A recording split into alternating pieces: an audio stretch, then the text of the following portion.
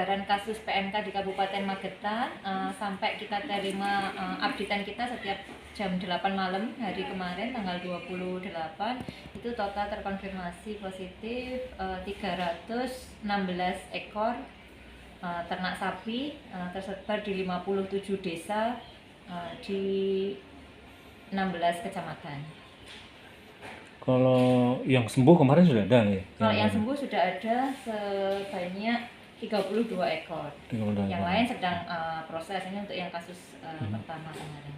Nah, kalau penanganan lebih lanjut seperti apa dari dinas sendiri? Kalau penanganan kita sudah membagi diri menjadi 2 tim, tim KIE dan tim surveillance.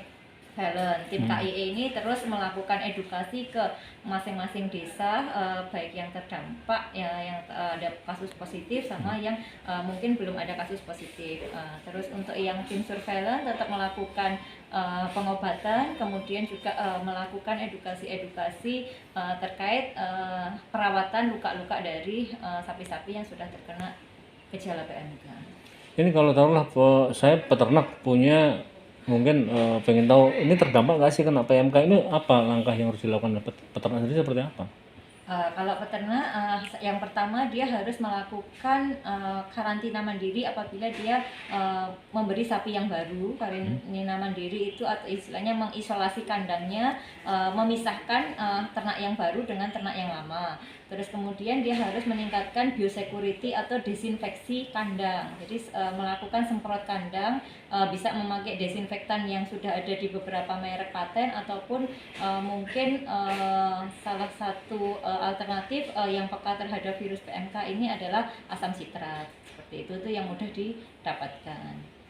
Bu, artinya kalau kita beli baru itu artinya nggak boleh dicampur atau gimana dengan Iya, tidak isolasi? boleh dicampur. Jadi diisolasi, di karantina itu dipisahkan dari ternak-ternak yang sudah ada lama di kandang. Kalau kita punya kandang isolasi itu tempatnya terpisah, tapi kalau tidak punya minimal ada jarak seperti itu. Dan memang kami juga tidak mensarankan sementara waktu tidak mendatangkan ternak-ternak dari luar Kabupaten Magetan. Untuk stok, Bu, ini kan mendekati Idul Adha. Bagaimana nanti, Bu? Nah, untuk menghadapi Idul Adha ini, teman-teman yang surveillance nanti akan melakukan pengecekan ternak-ternak di kantong-kantong yang biasanya setiap tahun sudah kita kantongi, mungkin nama-nama pedagang, terus kemudian tempat-tempat yang biasa dilakukan penjualan hewan kurban. Ini sambil kita menunggu surat edaran dari Kementan dan Provinsi Jatim terkait dengan pelaksanaan kurban di masa pandemi PMK ini. Bu, kalau taruhlah tadi untuk yang terkena, nah ini pengobatannya sendiri seperti apa? Dari dinas mungkin ada pembagian atau apa sih sebenarnya dari Kalau untuk pengobatan kami tetap semua melalui call center tadi, laporan itu pengobatan yang dilakukan oleh dinas yaitu pengobatan simptomatis atau gejala klinisnya kita obati. Salah satu obatnya ada antibiotik, antipiretik, analgesik, vitamin dan beberapa mungkin ada luka untuk yang teracak atau kukunya yang mengalami perlukaan. Apakah bisa mencukupi nanti? Dengan 300 lebih itu tadi?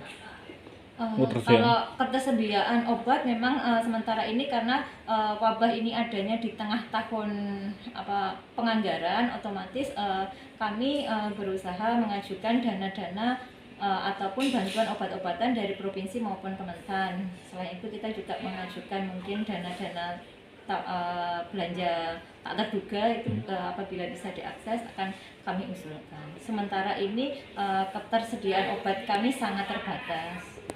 Ya, terbatas ya. Okay.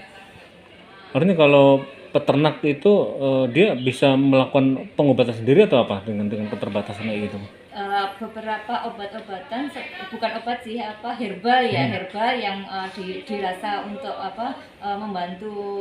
membantu meringankan keluhan atau gejala klinis itu bisa diberikan atau dilakukan istilahnya meramu obat yang beberapa diantaranya seperti empon-empon, kunyit itu, asam jawa kayak gitu itu bisa diberikan. Ini ada yang kayak empon, kunyit itu? Ada takaran atau apa, bahannya apa aja gitu? Beberapa bahan itu ada, cuma takarannya ada, nanti bisa kami bantu sharekan ya. Kunyit, gula merah, sama asam jawa. Ini untuk mengurangi apa istilahnya, Lendir. peradangan di rongga mulut ya. Jadi untuk menghilangkan rasa sakit sementara. Jadi itu membantu karena sifatnya herbal yang mudah ditemukan di peternak. Yaitu agar sambil menunggu petugas, sambil menunggu obat-obatan kimia, bisa dilakukan herbal. Sebenarnya faktor utama, Bu. Penyebab faktor utama bisa menjadi PMK itu apa? Sehingga hewan itu kok begitu ganasnya gitu PMK.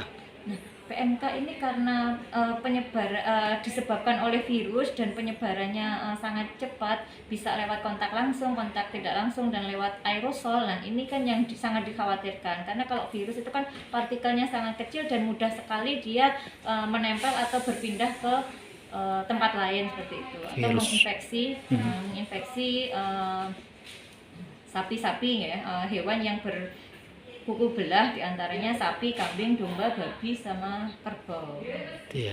Tapi sebenarnya kalau selain sapi belum ada terdeteksi nggak? Mungkin kerbaunya atau Kambing. kambingnya ini? Kambing, domba tidak menunjukkan gejala klinis. Yang menunjukkan gejala klinis hanya pada sapi. Sapi, ya. Sapi, baik sapi potong maupun sapi perah.